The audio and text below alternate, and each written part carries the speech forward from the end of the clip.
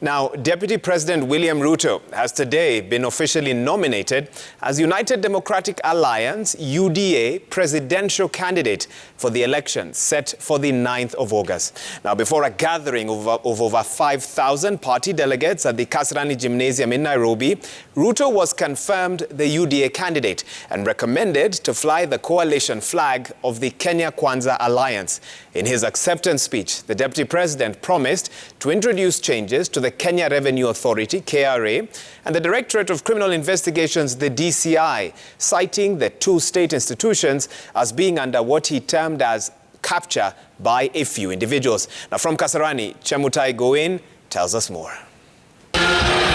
For William Ruto, this was a significant turning of the corner in what would be his first ever run for the country's presidency.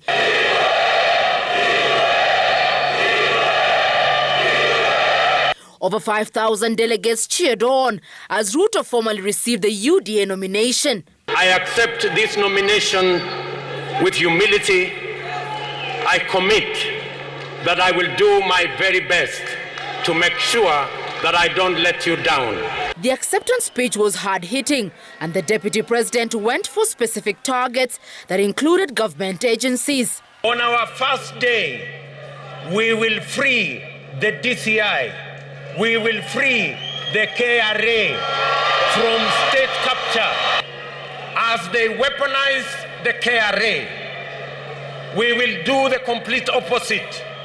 We will professionalize the KRA, digitize the KRA, and make sure that it collects all the taxes professionally, so that we can collect taxes and we don't have to fight Kenyan enterprises and destroy people's businesses. Then he turned to the contentious funding of the independent bodies, such as the judiciary. On our first day, we will operationalize the judiciary fund so that we can free the judiciary, give them financial independence, so that they can discharge their responsibility of sorting out disputes, making sure that criminals are put behind bars, and making sure the corrupt find their place in jail. The DCI and the IG will have financial independence, and they will never again depend on the office of the president for them to discharge their responsibility.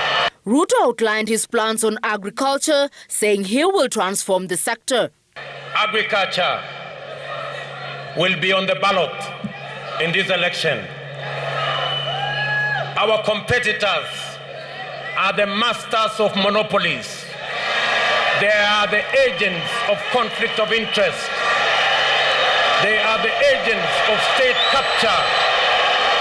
And we must free this country and our agriculture from cartels and brokers.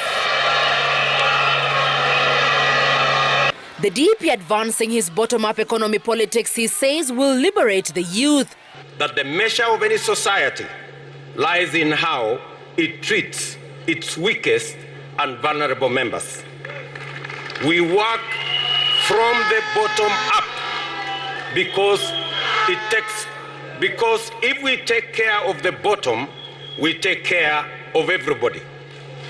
We want Kenyans to have opportunity to hustle from the bottom up.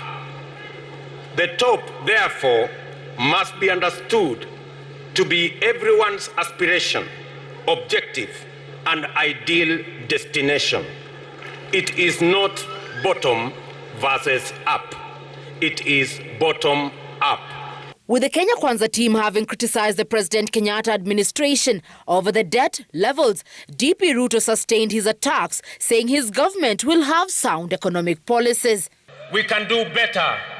We can think better to be able to grow our own revenues, and we must not be slaves of debt from any place or any country.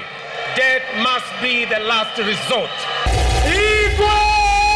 As he made the case for his State House bid, Deputy President William Ruto dismissed the casting of the August election as a race between the poor, often referred to as the hustlers, and the rich, characterized as dynasties. The DP saying his administration will focus on the small and medium enterprises by shifting funding from the huge infrastructure projects for the small enterprises. Chamutai Goin, Citizen TV at the Kasarani Gymnasium, Nairobi.